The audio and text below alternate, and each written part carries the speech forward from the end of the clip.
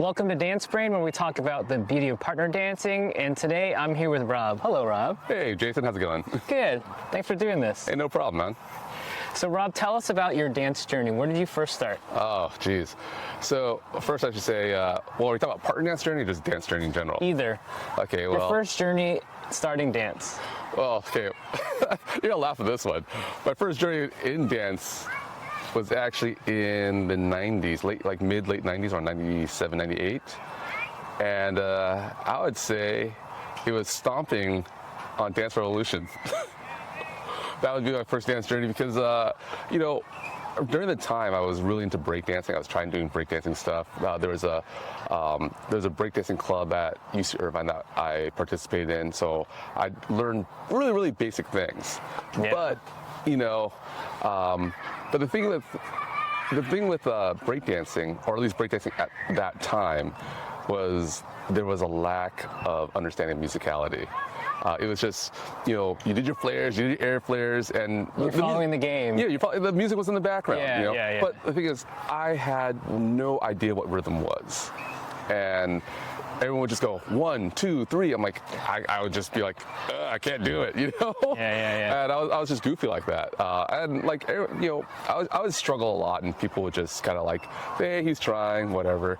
But Dance Revolution, I would say, really got me to understand where the beat was, because I'm a very visual person, and I finally figured out that when the arrows line up with a stomp, that's actually where the beat is. There's a rhyme and rhythm to the game itself. Yeah. So I was a guy who had trouble clapping on the beat. So and I sucked at DDR for a long time, and I just chugged quarters into that game because my friends were good at it. I'm like, I want to be better than my friends. So that's I would say like Dance Revolution was like a big turning point in my dance journey, because it helped me actually understand where rhythm was, where the beat was, and that you should land on the beat, not just do whatever like I did in my breakdancing club. Yep. Did you actually compete with your friends and get a high score in that game? Yeah. Like actually, I used to.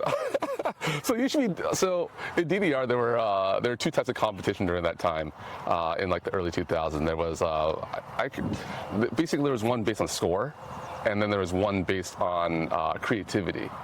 So one based on score is very obvious. Did you score higher than the next person? And I sucked at that, but I did all right. The other one was how creative you were as a dancer. So the score didn't matter as long as you didn't feel the song, but people would grade you on how well you dance on the machine. So that's what I participated in, and had a lot of fun doing it. So yeah. Were you ever top score of a machine? I was never top score in the machine, but I would say I was very active in the Dance Revolution community, and yeah. Did you have a go-to song that you knew that you could be the best at? I don't know. It's mainly EDM music, or is it pop music? No, there's pop music too. Okay. There's a lot of J-pop music. There was some K-pop music. There was like a lot of pop music on there. But in terms of the songs that are a lot harder, tend to be like jungle music, like fast rave music. Jungle music. No, it was jungle music. So it wasn't like your slow R&B stuff. It was like just it was definitely like fast drum and bass kind of stuff. So yeah. I think I just played to pass the game and try to get better, but I was never like a high scorer or anything. But I was very active in the community. But that game helped you develop your musicality and your confidence to eventually go into dancing further. Yeah, so it definitely helped me understand. I mean, it wasn't like my goal to say, hey, I want to understand rhythm. It was just something I had this thing, like I had this monkey on my back because my friends were really good at it and I wasn't. So I just had this monkey on my back. It's like, I gotta do just as good as my friends, And but by happenstance, I started understanding that rhythm was a thing in music, and you should actually dance to the rhythm. Because like I could follow choreography very well, but I couldn't line up. So if people just gave me the timing, like, okay, you're too slow, you're too fast, I can do it based on memory. But if you put on a random song, I wouldn't be able to do it at all. Or if you gave me a different choreography to a different song, I wouldn't be able to do it, just because I was like, apples to apples, orange to orange, and I couldn't. You were musical to that song that you practiced. That choreography, First to, but if there was a new song, in the same genre, it was tough to I couldn't do it. So yeah, but DDR really helped that experience. I mean, I wouldn't say it gave me at least some groundwork. I still sucked at musicality for a long time, but it definitely gave me some groundwork to work on and some basic understanding because I didn't have an ear for music, and that's how I did it. So. Did you listen to music throughout your young life, and did you try to develop your skills? During the time, I would say that I listened to music, and I was the guy who would jump at karaoke and suck at it. But it wasn't like it wasn't like I sat in the corner and be like, okay, I'm going to sit here and try to understand music. I really didn't do that until I started getting to partner dance competitions. But really, it was just more of like, I was kind of like a passionate casual dancer. Like I would just dive into stuff, do crazy things, but I didn't understand the discipline that was needed to develop myself as a dancer until much later. So what happened after your DDR journey? How did your dance journey develop after that? Oh, well then after that I took I started taking hip hop classes. I started taking, but the thing with the hip hop classes and a lot of like street dance classes that they're a little unstructured. So I would learn a lot of again, it's like I go back and learn more choreography and learn more moves, but I didn't know how it would fit with the music. Then I took a break from that. I studied Capoeira for about 10 years because, it was a lot easier than breakdancing. That's what I thought. But it was just as hard. But a big part of Capoeira was the music. Like you had to learn how to play the instruments, and I was the guy who would try to play the drums to the beat, and then while I was singing the songs, I would go offbeat with the drums because I couldn't do this, So that was it was just really, really difficult for me, and I get kicked off the drums every now and then. But it was a good and fun experience. But but then after that, I still watch a lot of dance movies that really got me inspired, like Step Up, Shall We Dance, Take the Lead, and it was Take the Lead that really got me. It got me into taking Argentine tango classes, and that was I would say actually that was my first real dive into partner dancing classes because I did dabble in salsa before, but I had such a bad experience in the college salsa classes that I took like 2 classes and just kind of ran away. And a lot of it was just because the instructor was just really hard on me. He was just like, I just told you where 1 was, and I'm like, I can't hear it, and I was a guy like, I would, if someone just gave me a little positive affirmation and just say, hey, I know you're trying, I would show up to class every day and struggle. And, it doesn't matter how bad I was, I would show up to class because it was. I just need just one shred of positive reinforcement. The teacher didn't speak your learning language. No, you needed the good coach. You needed the positive reinforcement. Well, yeah. I definitely needed some. I needed something, but it was almost that during the time, it almost felt like he didn't want me there. So I'm like, all right, well, if I'm not, if I don't feel welcome, I'll take off. But with Argentine tango, I felt a little different there, and it was actually funny because when I first took tango, it was a ballroom place, and the sign would say, our instructors are with Dancing with the Stars and whatnot, so I didn't know any better. I was I'm going to take this, I'm going to learn this, I'm going to get good at this, and for the time it was fun, And then I was doing this for about a year, just doing the same figure over and over again. I didn't get too far. Well, we didn't get too far because every month there'd be new people and other people would drop out, and it didn't register to me that that's a sign that this is not a good class to be in. It was just it was part of the routine. Oh, Tuesday, Thursdays, I'm going to show up to this thing, and that's who I am. Is that once I fall into a routine, I'm going to keep on going until I figure something out. And sometimes it takes a long time for me to figure something out, like if this is not a good place, or I don't question a lot of things. I just do it because it's part of the routine. So yeah, and a year and a half in, a person I met in class disappeared and came back, and she's like, "Hey, what are you still doing here?" I'm like, taking classes, learning, right? You know? And then she told me, like, you should go out and dance socials. And it didn't dawn upon me that socials existed. Like, I just had this idea that, of course, this is a Dancing with the Stars place. You go in, you learn, you do showcases or student showcases and whatnot. Perform. Yeah. And like this idea of social dancing was non-existent to me. I mean, I've been to a nightclub before where people just do the two-step, but like this idea that there are, people dance salsa in clubs, people dance bachata in clubs, people dance all, like, I don't know why, like, 2 and 2 didn't click, but it didn't click for me. Mm-hmm. And I was like, people dance tango socially. I had no idea. Mm-hmm. And then after that, she invited me out. I went to, at the time it was, when was that?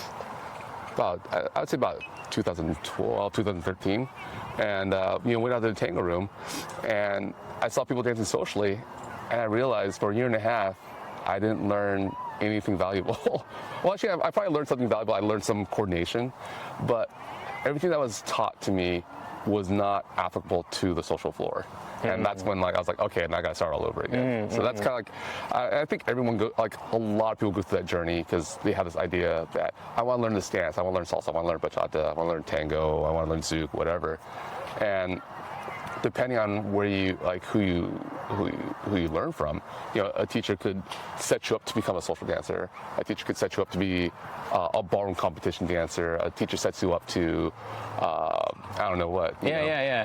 And just like anything, just like any art, like, there are certain segments. It's like of I don't want to say career path, but like dance journey paths that you can go on. There's different points of progression depending upon your goals, but also every teacher has a different style that may not be applicable to all the students. So eventually, when you start dancing, you may find the style of the teacher doesn't necessarily fit with how you learn the best.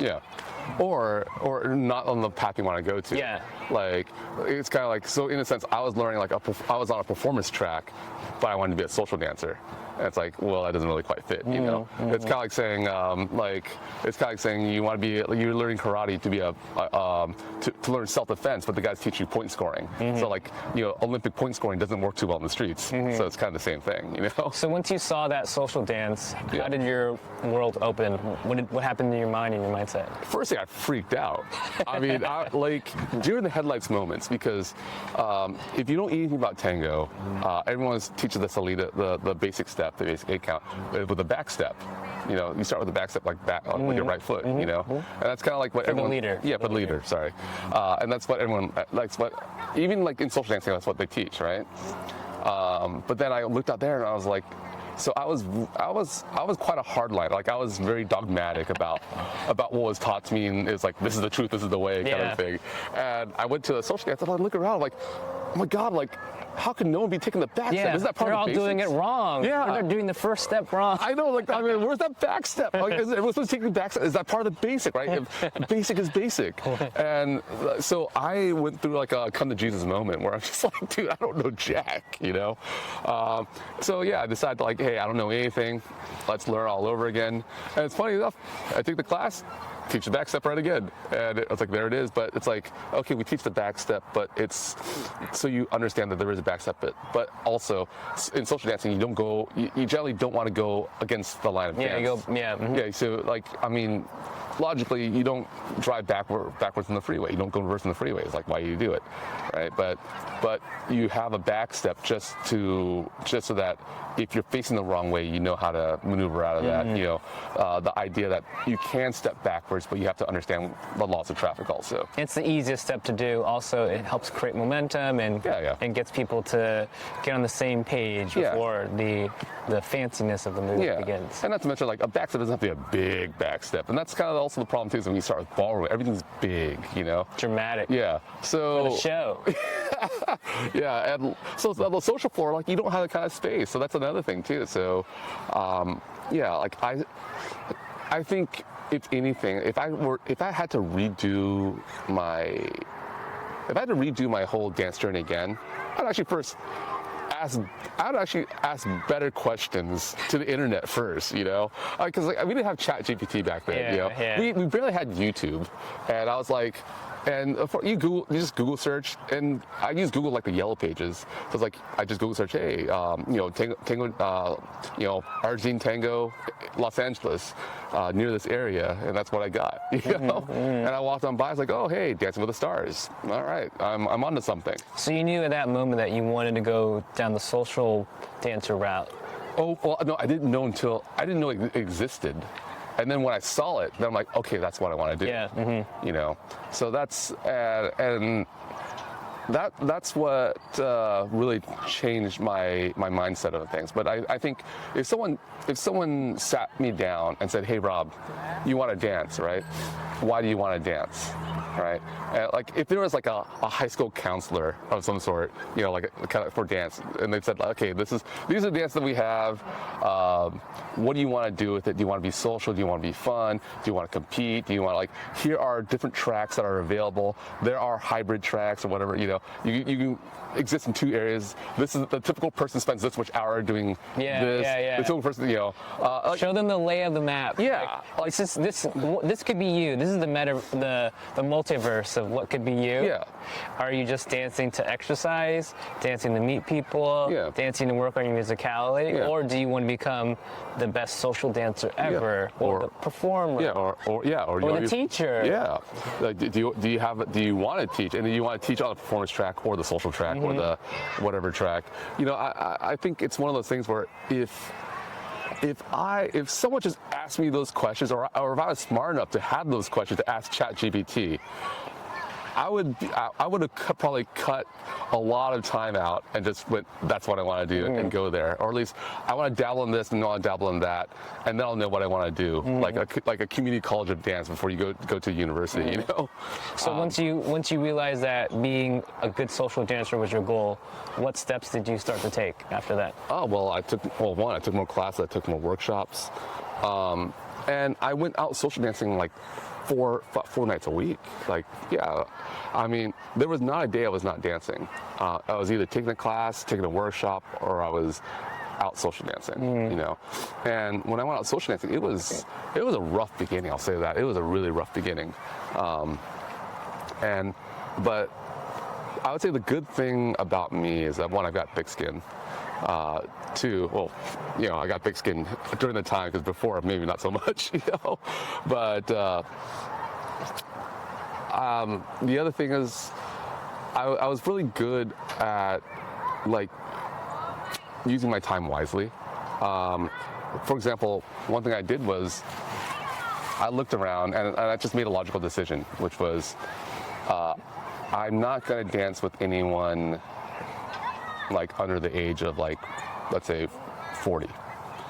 Main reason is because I looked at everyone who's popular, and I'm like, they have this line, they've got a line of dancers who want to dance with them, and I'm like Joe Schmo, why would they want to dance with me? Why would they spend time? And I sucked because I was a beginner, So, and I just saw I just need more floor time, I need more reps. Why am I going to wait? Why am I going to sit around and wait for someone who's not going to give me a shot when there's all these other people who are going to give me a shot?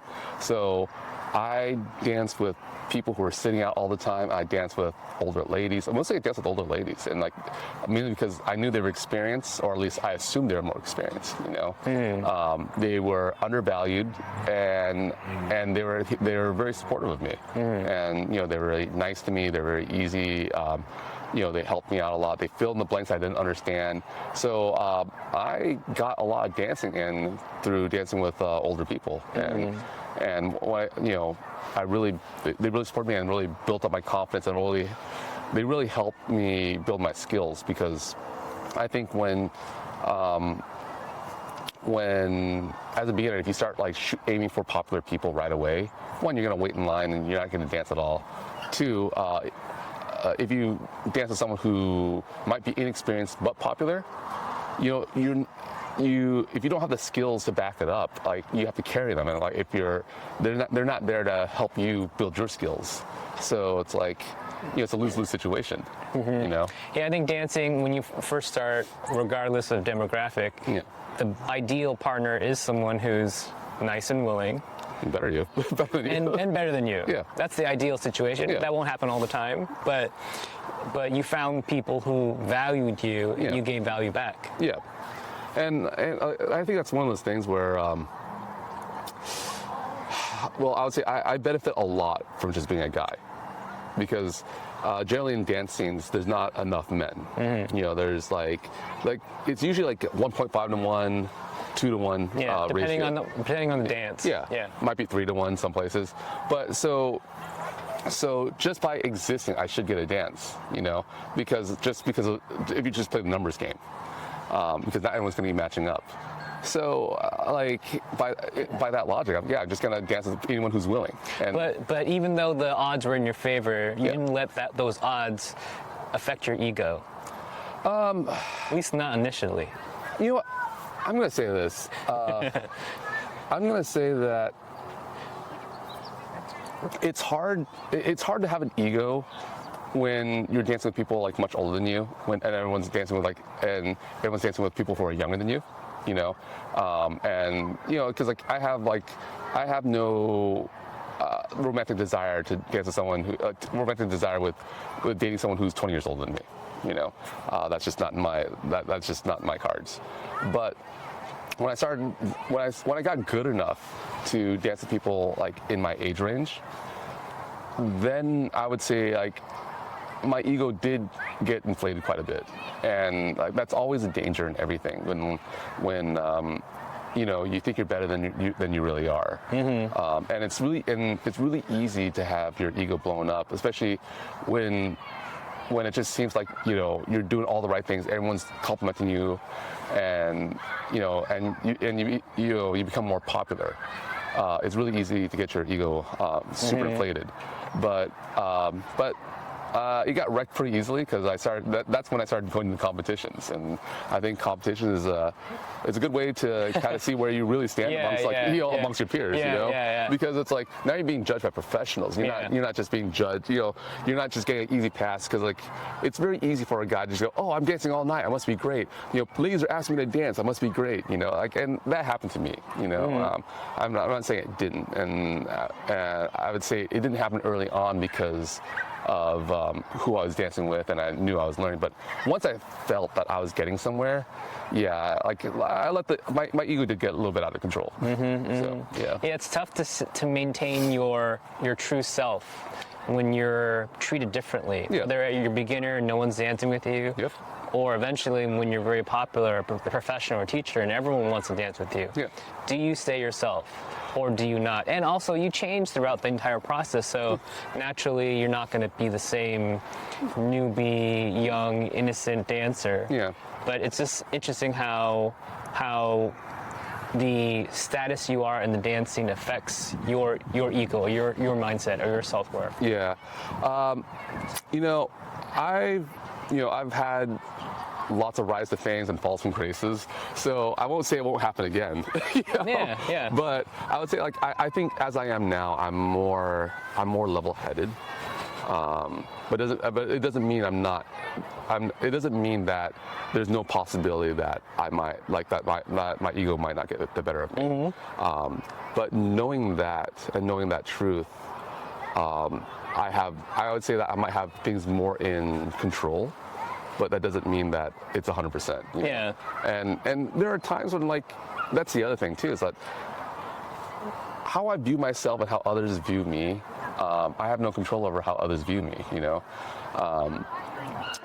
Like, I've learned that sometimes also, like, you can be as nice as you can be, but the one time you say, hey, I'm not gonna do it, like, just because you didn't do something that someone else wants you to do, you're now the bad guy or the bad girl, or, you know, bad person. So it's like, you know, I decided, like, you know, I'm just gonna choose the battles that I choose to fight, and I'm gonna, you know, I'm okay. It took me a long time to be okay with not being liked, and that was because I would say I'm very much a people pleaser, and that was a hard thing for me to fight, because, like, I find myself into this corner where, like, oh, I have to say yes, or else I won't be liked, you know, and that's a terrible boat to be in, and that was something that I struggled with, and I learned, I would say in the past few years, you know, that You can't please everybody, and as long as you've got like your friends who will support you, and like the support of many others, but you don't need 100% support. 70% is still passing. So expand on that for a second. So you were a people pleaser, yeah, and then eventually decided, hey, I'm gonna think about myself a little bit more, yeah, and not continue the behavior that I previously had in the scene. Yeah, well, because the thing is, at first, it's very easy to fall into the propaganda of like, oh, hey, build the community, be inclusive, do all these things, right? And I was out there like, breaking my back for people. I was dancing with people that no one wanted to dance with. I was dancing with beginners. I was helping people along. I was volunteering like left and right. Organizers would come up to me. It's like, hey, can you dance with this person that you haven't danced yet? Out of town person, whatever. I was like super scout. But eventually it just started gnawing on me, because it's like I'd go to a social, I'd pay the admission, and everyone else was dancing with the people they wanted, but then I was the guy who got stuck doing everyone's chores. Yeah. And I'm just kind of like, dude, what am I doing? What am I, like, I'm not even spending. You weren't getting your cup filled. Yeah, I wasn't even spending half the time getting the dances I wanted, or dancing with who I wanted to. I was just doing everyone's dirty job, And like, that's why, when I became an organizer, that was the one thing I told myself, like, I would never ask anyone to do anything that I wouldn't do myself.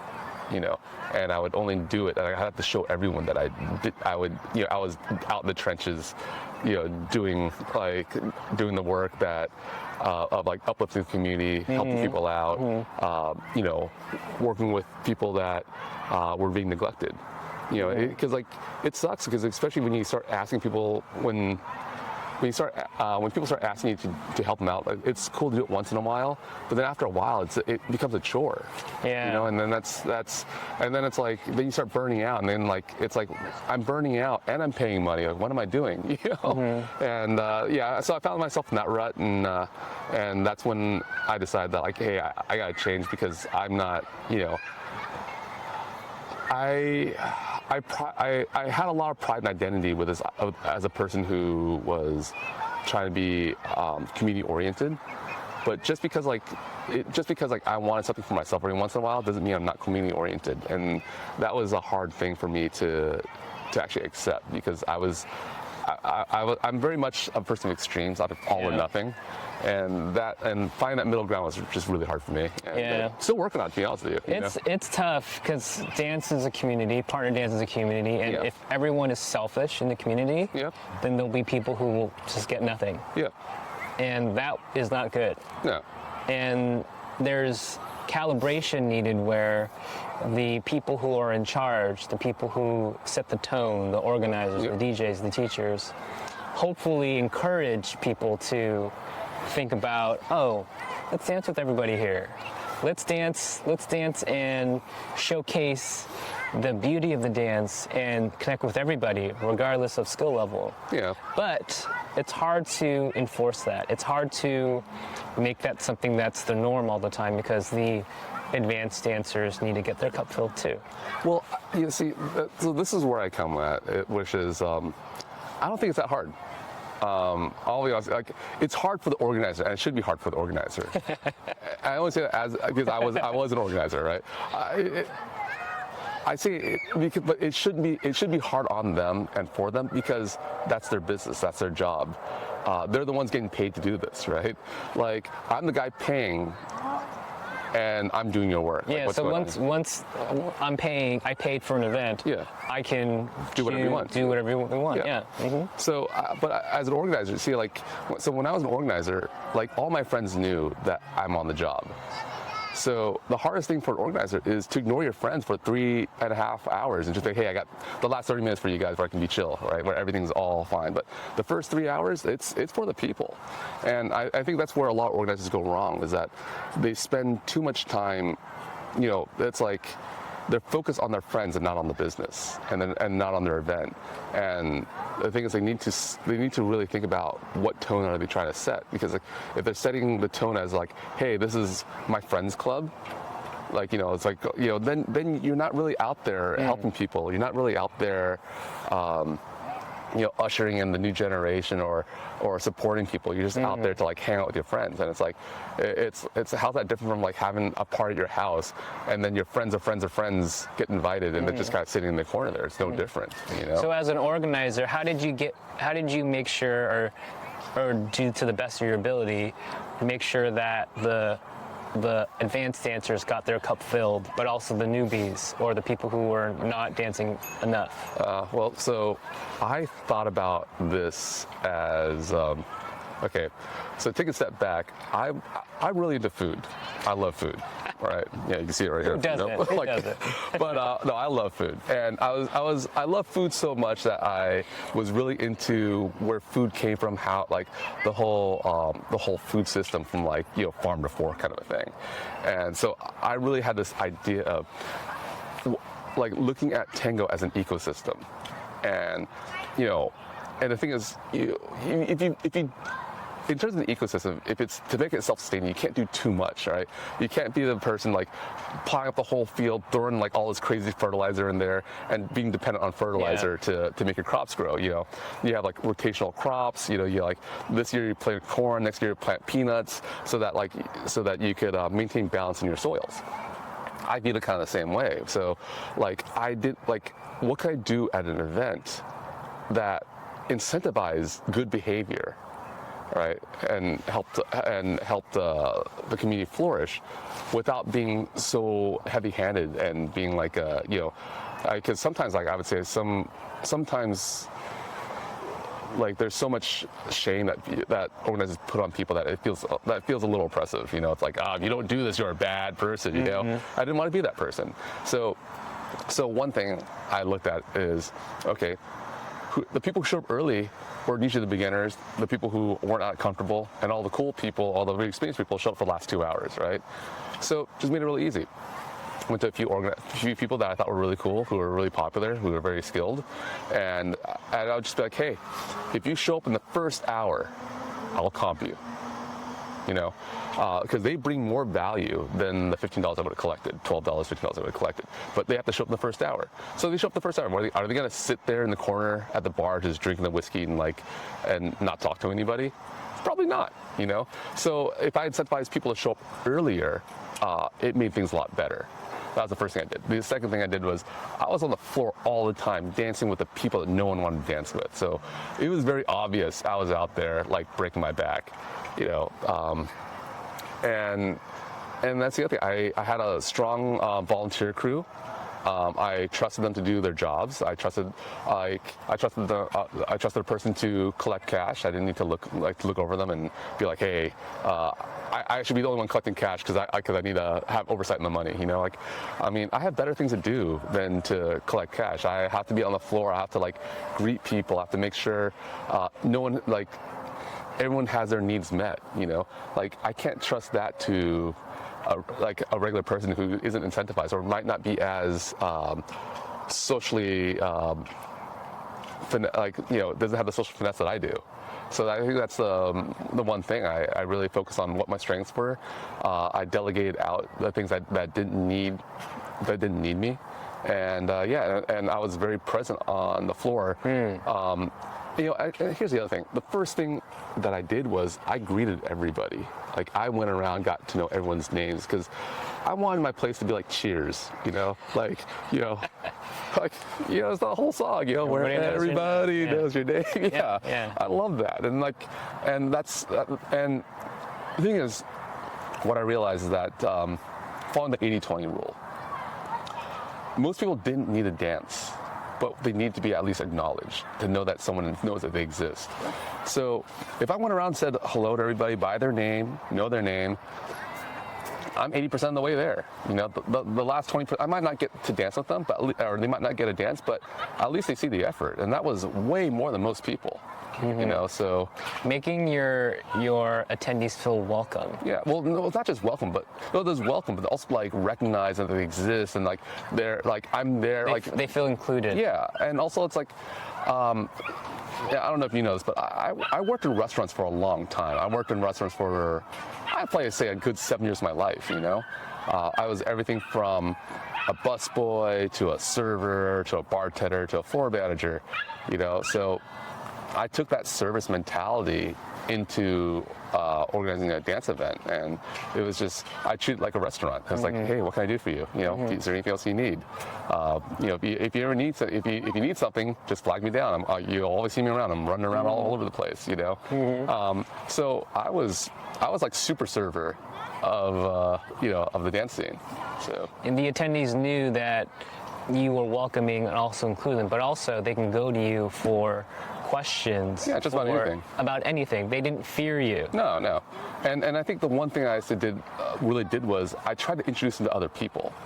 I really went around to like try to introduce people to other people. Like, hey, and this is where Facebook was great, because I'm not saying I went around stalking people, but whatever. But like every now and then, be like, oh hey, so and so's got a dog. Oh, this person has a dog too. They might like dogs. Both people like dogs. Hey, like Joan, have you met Joe? Like you both have like Yorkies. You're like, a matchmaker. Yeah, it is like I don't want to say matchmaker, but like everyone has a connection if you can look for it, and. As long as people start talking, because that's the other thing about dance, that people dance with who they're familiar with. You don't have to be the best dancer, but you have to be familiar with them.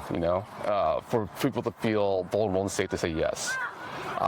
And I think that's one of the things that I realized. And as long as I start introducing people to each other, everyone start knowing each other by their first names. It really cuts out that red tape to to get people to gel with each other more.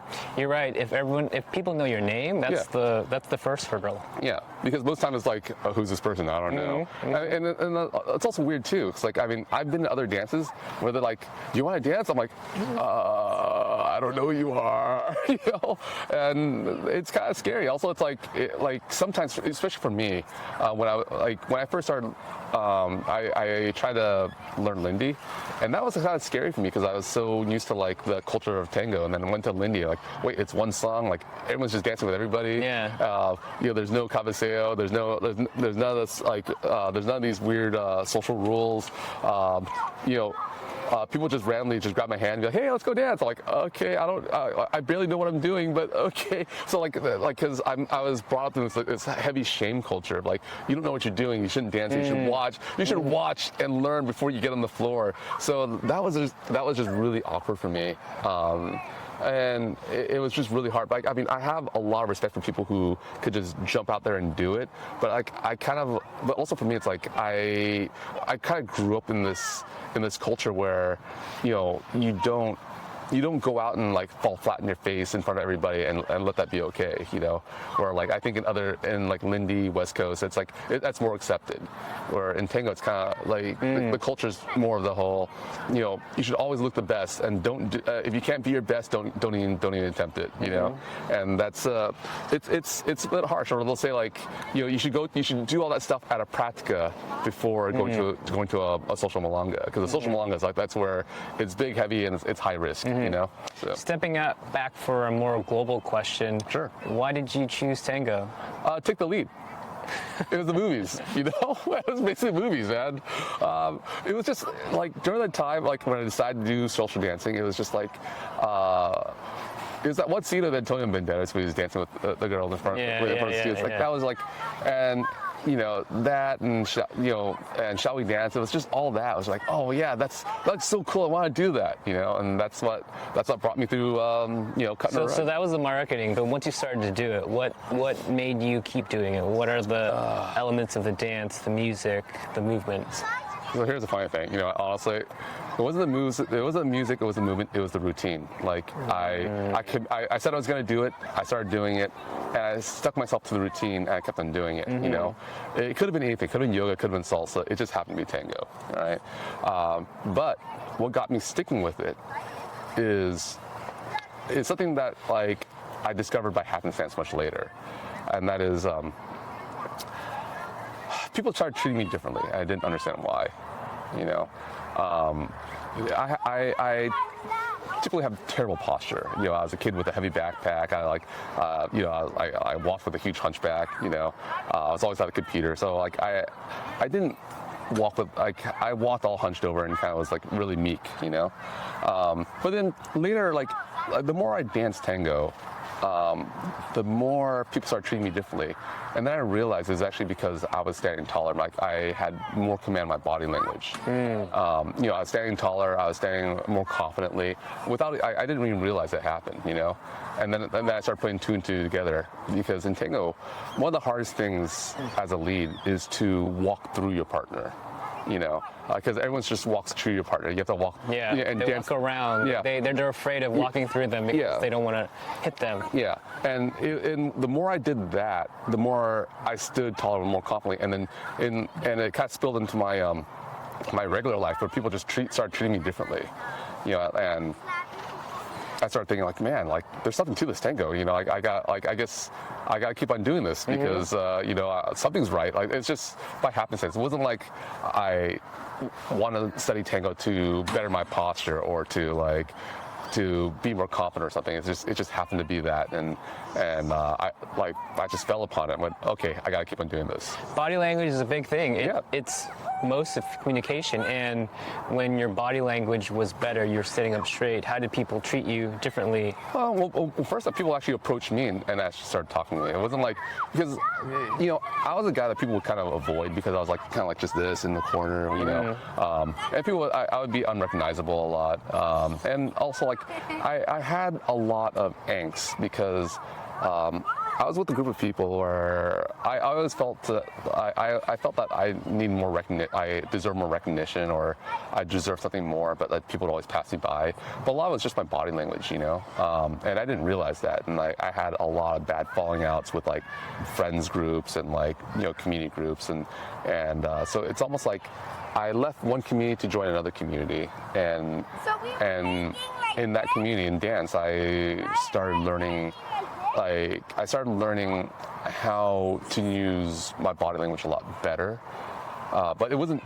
But it was like kind of like a Mr. Miyagi moment for the Karate Kid, because it wasn't like they said, "Hey, have better posture." Yeah. They're like, "Do this, do this." I did it over and over again, and then you know, like it's like Daniel said, like wax on, wax off, wax on, wax off, and you know, he did it so many times, and then you know, Mr. Miyagi's like, "Show me karate." He's like, "What are you talking about?" You know, and it's the same thing with me, where like it wasn't like someone told me that, "Hey, this is a body language thing." It's just a dance this, do this, you know, keep on doing it, walk through them. Like, okay, and then by magic, I just had better posture. People started treating me differently. I'm like, okay.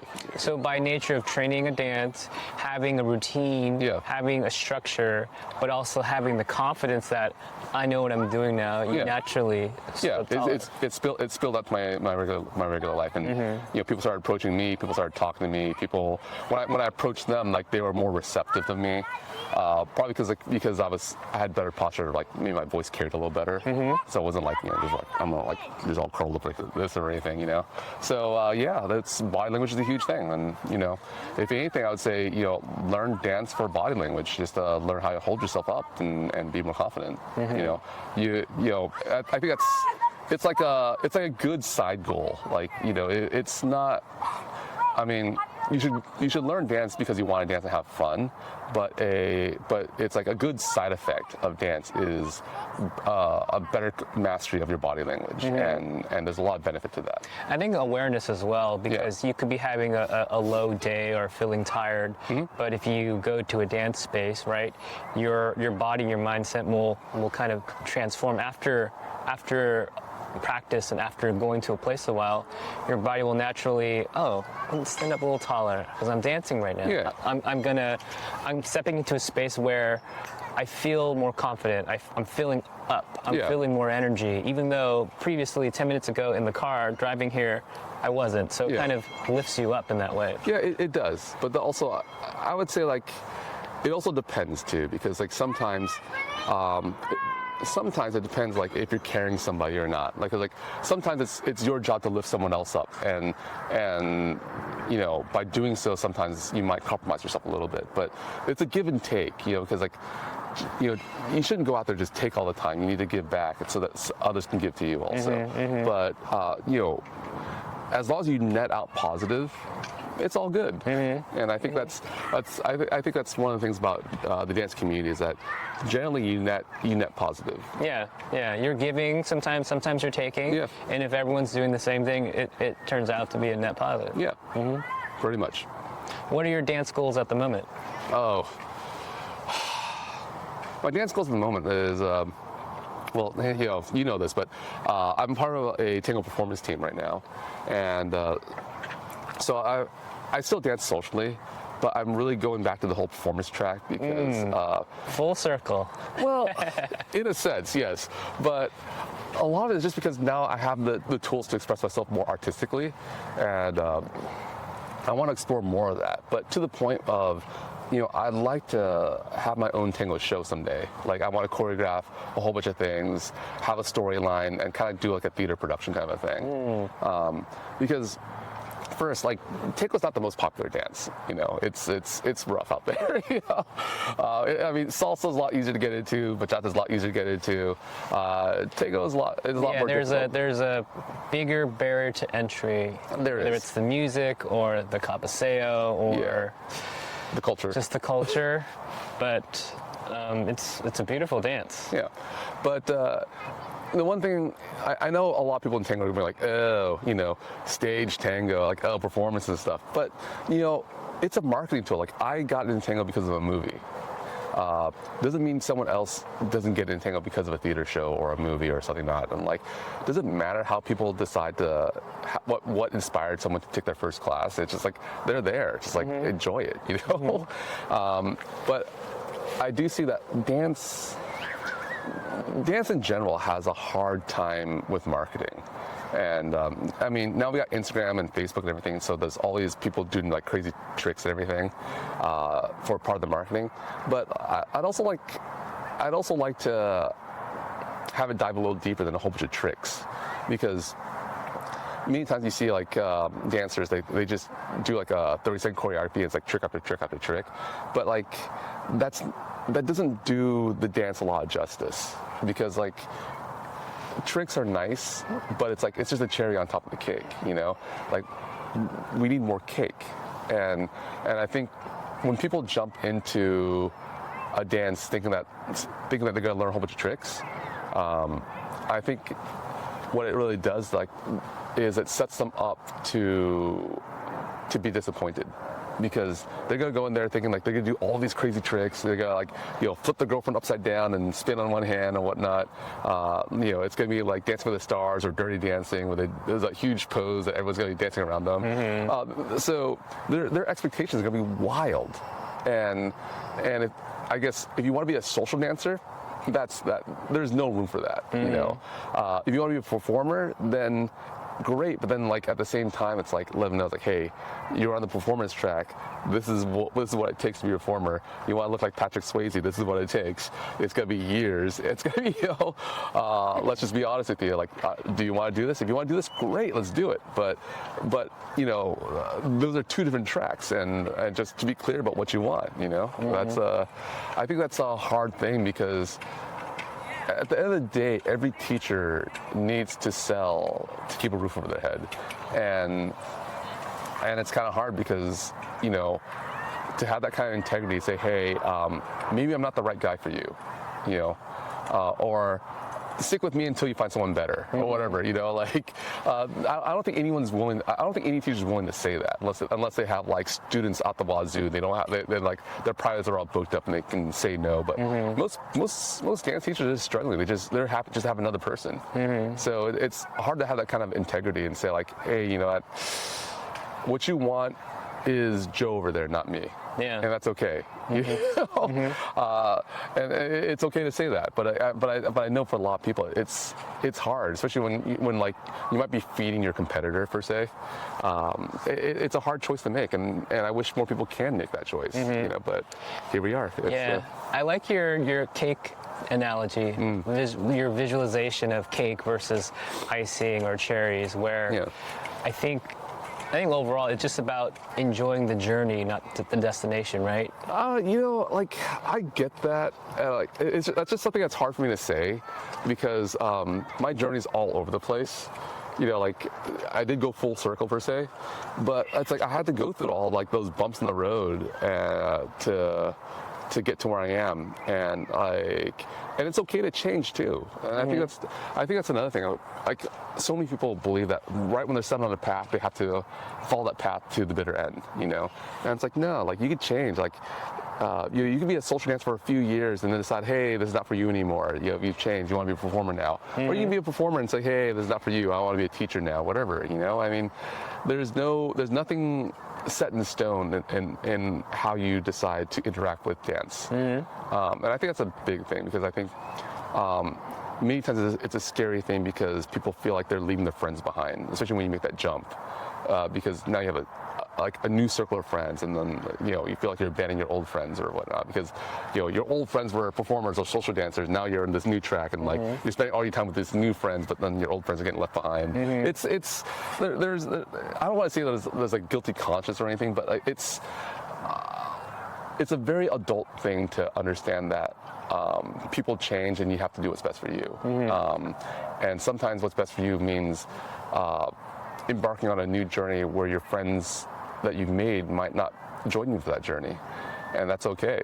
They're still going to be your friends. It's not like but you're just be spending less time with them because your journey is taking you elsewhere, and that's okay. Yeah, goals change. Goals will be different for each friend, each person, and that's just the reality of life. Yeah, and as long as we can all support each other in what we do, that's great, But I know it's a scary thing, especially like this idea of abandoning people, because like you're not really abandoning them. You're just changing and striving and taking steps towards your own goals, wherever that may be. But definitely being some goals. So you're focused on the performance track right now. Right now, I'm definitely set on the performance track. And eventually you want to have your own show. Yeah, I want to have my own show. Like, it might be like, it doesn't have to be big. Like, I'm not thinking about going on Broadway or anything. I'd be great if I could, but I mean, realistically, it's probably be like some rinky-dink show and like in some little like studio where it's like, hey, like I'm just gonna invite my friends out and just like eventually it's gonna be like my friends out. It's gonna be like a small like 30-minute show, and eventually I want to grow it out to be like an hour and a half. But it's probably gonna start off with like a 30-minute show. It's like, hey, what do you guys think? Hey, Jason, what do you think of this? Do you like it? Which direction is it gonna go? I mean, that's the truth. The truth is, it's gonna be rinky-dink until I make something of it. And as long as I have the goal to pursue it, then it's where it's gonna go. Yeah, Rob is showing an example of this is another path of partner dancing where you can create your own show. Yeah. You can learn a partner dance or 2 or 5 or stick with one and then create your own show. Yeah, definitely. It can be small or it can eventually land on Broadway. That'd be great. But like, I'm not gonna, I mean, I'd love it to be big, but like, I'm just being honest, like, it's, I just want to do it because I love it, whether it be on Broadway or whether it be in like some little like high school theater, or like some sideshow, I don't care. It's, I just want to do it. And let's see where it goes. It's the journey of making it, right? Yeah, definitely. The creation, the collaboration, the ups and downs, the struggle, the challenges. That's going to be the fun part, not necessarily where and when it airs or when it becomes a reality. Yeah, I get your point there. I'll be honest with you, like, it's gonna be a lot of stress. I mean, like like I know everyone always talks about like stress being a bad thing, or like, but the truth and work is like you don't want it to be hard work, but you need everything worth doing. At least everything worth doing for me has sacrifices, and whether I sacrifice my time, whether I sacrifice money, whether I sacrifice my stress levels to get this done, it's like, to me it's like working out. I hate working out. I don't like going to the gym, but I like the results, so I'm gonna, I mean, some people say, oh, the fitness journey, it's all the journey. I'm like, no, like, I'll be honest with you, do I wake up thinking that, hey, I want to lift some weights and feel good? I'm not Arnold Schwarzenegger, but at the same time, like, I like how I feel after I work out. I like how I feel 2 months from now when I start slimming down more. I like how I feel, it's those goals that make the sacrifice worth it. So I don't know, like I know some people are just there for the journey. I'm more there for like, I have a vision and I want to see that vision happen. So I don't want to say like I'm there for the results, but in a sense, like I have a goal and I want to see it happen. And after it happens, maybe I'll have another goal and another goal beyond that. You know, to me, that's the journey. I don't know, but like, I don't know, like I don't see myself as a person who just goes, oh yeah, you know, like I'm gonna work on position 1, 2, 3, and 4 in ballet, and that's gonna make me happy. Like, no, I'm not that person. You know, everyone's different, but I would definitely say like, you know, just the work to see my creativity form into something that is tangible is a great journey for me. And that's something I'll look forward to, but not the whole like, okay, I'm going to do 50 squats to get ready for dance. You know? And that's the beauty of dancing and partner dancing for sure, where you see results, the results are tangible, and you're doing something fun with people as well. Yeah. It's not just all about you. No, of course not. And I'll also say it's like, you know, this is, I hate saying this cliche thing because everyone's like, I try to stay away from the word connection, but everyone talks like, oh, it's all about the connection and everything, you know. In a sense, it is true. Like, it's a magical feeling. I love it, but it's very cliche, and I think I don't like using the word connection because without context, it doesn't mean anything to a lot of people, you know. But I think who I share my dance with, and who I meet along my dance journey has been an invaluable experience for me. And that's something that, like, it's just something worth waking up and facing the worst things in my life to get to. You know? At the end of the day, it's all about the people. Yeah, it definitely is. If people in partner dancing weren't nice and weren't welcoming, you wouldn't do it, no matter how cool the dance was itself.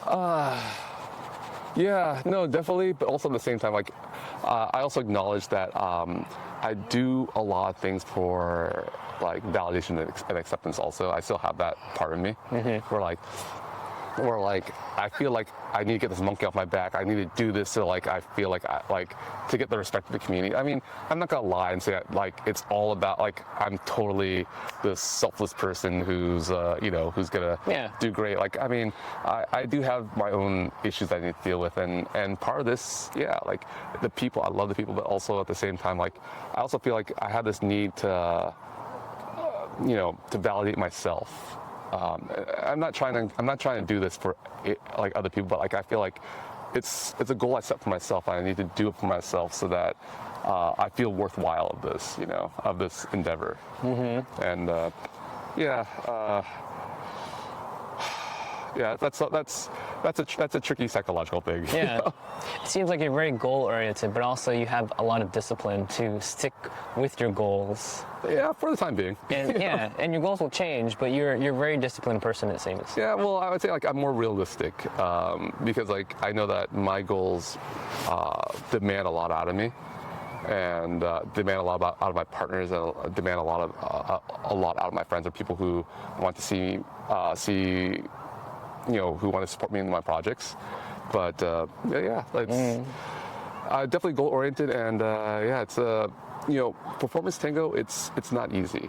It's I think that's another thing I want to say is that I'm not saying social dancing isn't easy either, but it's a lot different when you're out there to have fun and meet people, and then it's a lot different when your goal is to do something artistically to allow yourself to be judged by others, and then also someone might be paying to see you. So there's also that factor too, which makes things very, very different. Which and I think that so the demand for excellence is a lot higher in performance tango because of the goals. The goal is to be financially stable. To do well enough so that someone pays money repeatedly and say that's good. I want to see it again. Yeah, you're dancing for others versus social dancing. You're dancing for the person in front of you. Yeah, and it's a lot. I would say it's a lot harder. because people are more judgmental, especially when they're paying like $50, $75 for a ticket. You know? It's a lot. They're a lot more judgmental than paying like $25 and be like, hey, I'm part of this equation too. I'm out here to have fun. You know, it's a totally different equation. Yeah. That's exciting. Yeah, it is. It's scary too. Well, hopefully one day I'll see you on Broadway. Yeah, someday. Well, as we wrap up, do you have any advice or words of wisdom to people who are just starting partner dancing? Oh, man. You know, words of wisdom. I first say, like, understand there are many ways to enjoy partner dancing. And there are many different partner dances out there.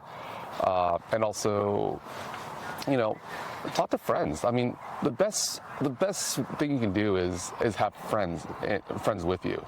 So first ask around, like, what do your friends do? Do any of your friends dance salsa? Do any of your friends dance bachata? Do any of your friends dance whatever, right? And are they performers? Are they social dancers? Like, just ask, you know, and see if you can, like, tag along.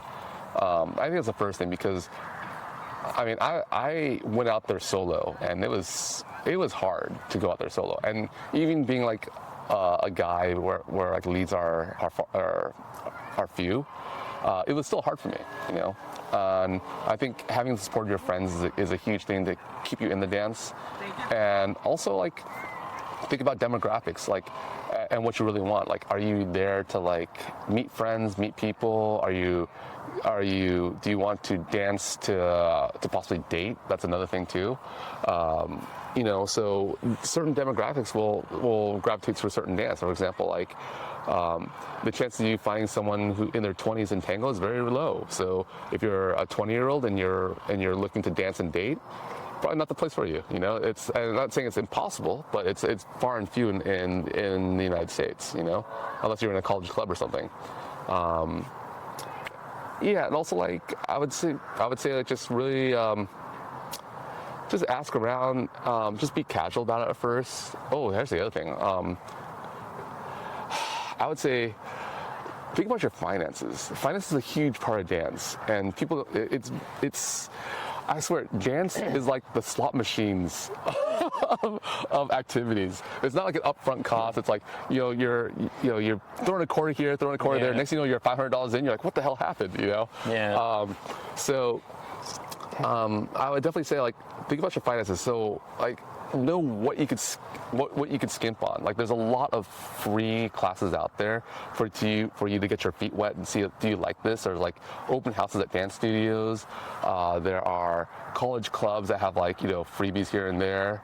There are and also, like, ask ChatGPT, ask people, what kind of equipment do you need?